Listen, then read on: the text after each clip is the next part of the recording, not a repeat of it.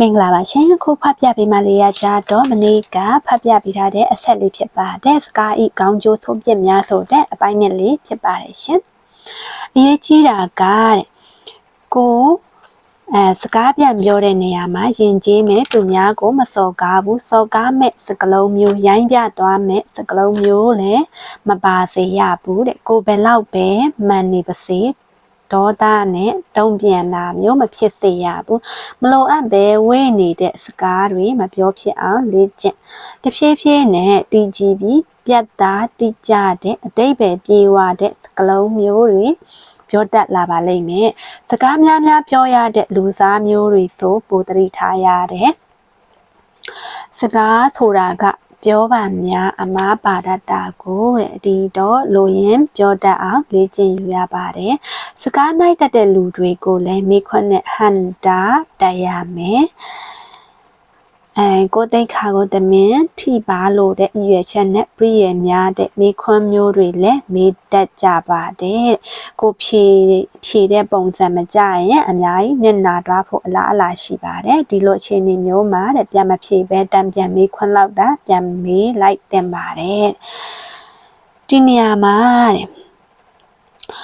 ကိုကလက်ခံစကားပြောရင်အစကတည်းက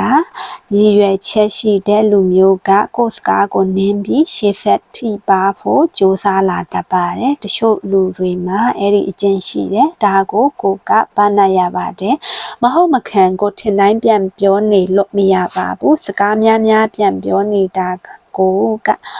ဟာကွက်တွေဖြစ်သွားတတ်ပါတယ်တဲ့စကားပြောတယ်ဆိုတာများသောအားဖြင့်စာနဲ့ရေးတလောက်စဉ်းစားချိန်မရလေတော့အမားပါဖို့အခွင့်အရေးများလာပါတယ်ဒါကြောင့်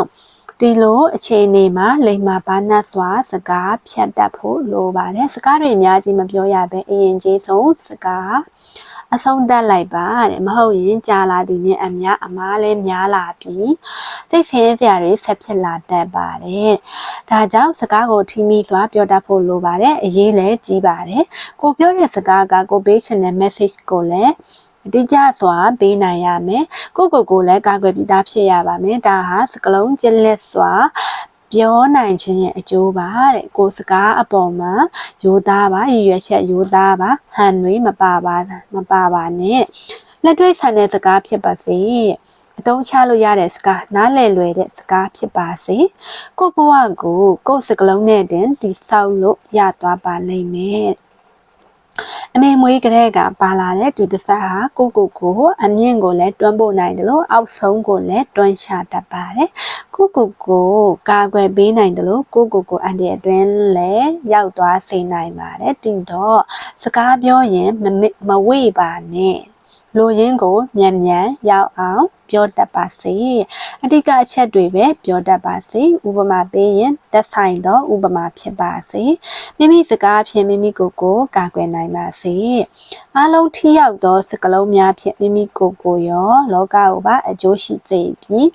အေးချမ်းပျော်ရွှင်မှုနဲ့အောင်မြင်မှုတွေပေးစွမ်းနိုင်ကြပါစေခုဖတ်ပြပေးတဲ့အကြောင်းအရာလေးကတော့ပြီးသွားပါပြီမင်္ဂလာညချမ်းလေးဖြစ်ပါစေရှင်